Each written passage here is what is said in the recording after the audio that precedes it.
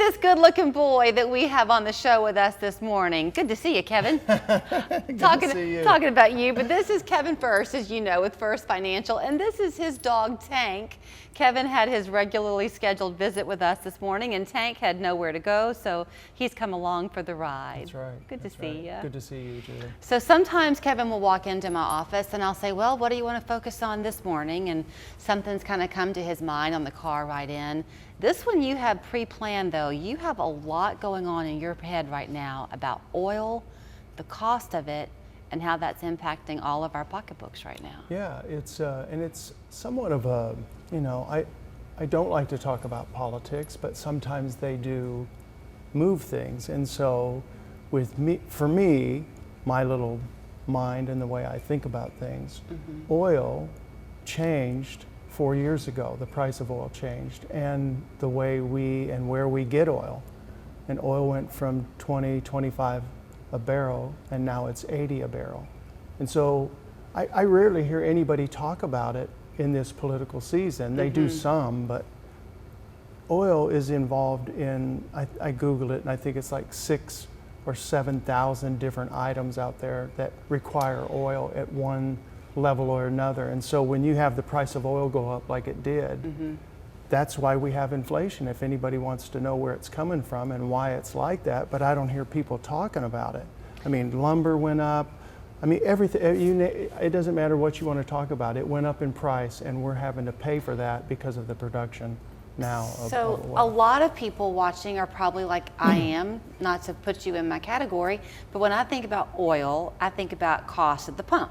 Yeah. Gas prices have gone down a little bit, so that could be kind of like a panacea, because if the oil by barrel is still high, what you're saying is those inflationary costs are still there. Yeah, and so gasoline at the pump, not diesel, but just regular gasoline, like your premium and regular gas, it makes up 45%. It uses 45% of all the oil that's produced in our country. So, and then we buy whatever we buy as well. So only 45% is at the pump. There's other things that oil is used for. I mean, the list goes on, and I don't even want to start listing because it's just. You said even egg production. Well, sure, because, so you've got the cost of machinery. we got the machinery, you've got the cost of the grain. So the grain has gone up because the farmer that's planting the grain has to pay more for fuel, has to pay more for oil in his machines, and so you have to increase the price of the egg because it costs more to get it to market. Now,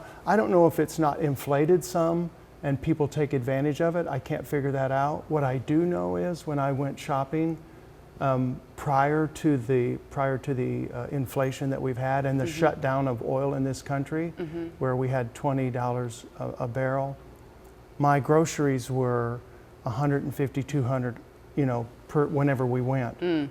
I went in not recently, it was $400. Yeah. And it's just my wife and I. It wasn't like we're buying a lot of stuff, but it was like $400. Okay, so let me tie this in a little bit, if I can, then to a financial conversation that's not just your monthly budget bill, but investment. So the market, I mean, it was whoosh, and then it came back up a bit, had a great day not long ago, back down again. Is this A, still a good time to invest? And B, would you have to be careful what you say on the air, but is looking at things like oil a good idea for investment? Oh, sure. I think it can be a part of the portfolio. It depends on the investor too, though. So you have to really, I don't know that I'd put, because we're at the verge of changing our political leader one way or another, who knows which way that's going to go. So and now we're playing blackjack and saying, okay, I'm gonna bet 50 that it goes up, and I'm betting 50 on the other hand that it goes down. So it's hard to tell which way it's gonna go. As far as how do we overcome inflation, is theoretically you have to have some kind or some portion of your portfolio in stock. It is the thing that's gonna help you overcome that inflation, because stocks typically go up over time, and so that's how you beat inflation. I don't know that you ever beat it, and we're in a situation, I think, where I don't know that we've prior to you'd have to go back to 72, 70, maybe 78, when we saw inflation It was higher back then, but we're still The we're gas up there. lines and everything that we had then. Okay, let me ask you this Kevin and I just jump all around like we're talking in one of our kitchens. Let me ask you this on the housing front for a minute. Because money, just money by its very nature, is kind of theoretical. Like your $150 grocery bill 4 years ago is worth a third of what you're paying today. So it's kind of theoretical. Your investments are too. Theoretically, you've got this money, but anything can happen to it, and inflationary costs can make it valued. Correct. One of them. Housing. I know of a house that was on the market 2 years ago, back on the market now, $150,000 higher asking price in a 2-year period of time. So there are a lot of people who are currently homeowners, and they are thinking, well, wow, my home is at X value now. That's my savings. The value of my home is my savings. But not if somebody won't buy it. Right. So you've still got to be saving.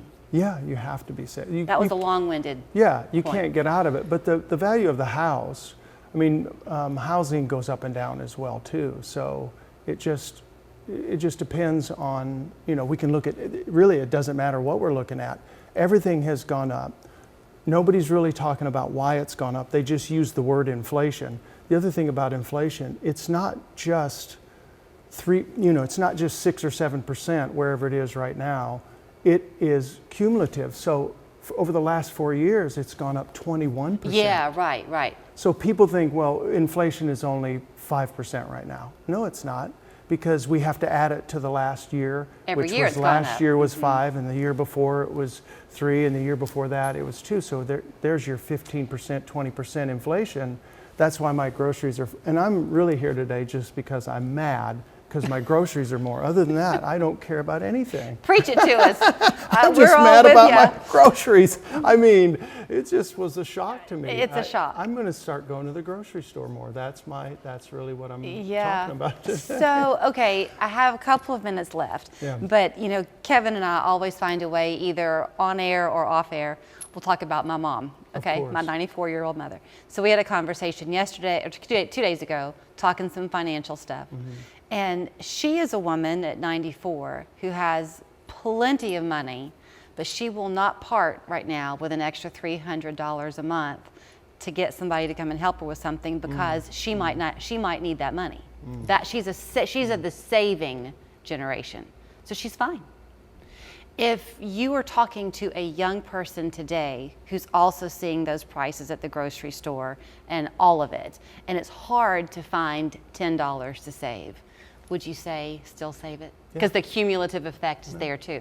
Yeah, because no matter what, we still live above our means, and so you have to find a way to not do that. So, I mean, you have to find a way.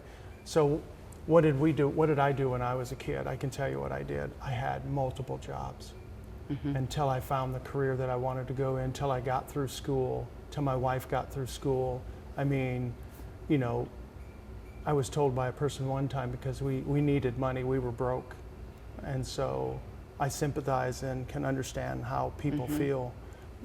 But they said, well, you should have a yard sale, sell your couch. And I thought, okay, that made me a little angry. But you know what we did? We did just that. We called it our miracle yard sale. We didn't advertise, we just started taking stuff out of our house.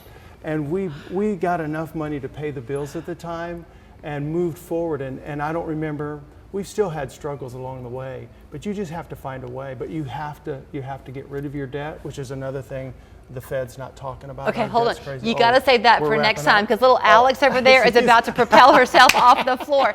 Oh, sorry, Tank. We got to go. 899-8555. GrowKeepLeave.com is the website. You can talk about that yard sale and the miracle couch we'll do it. when you're in his office. We'll do it.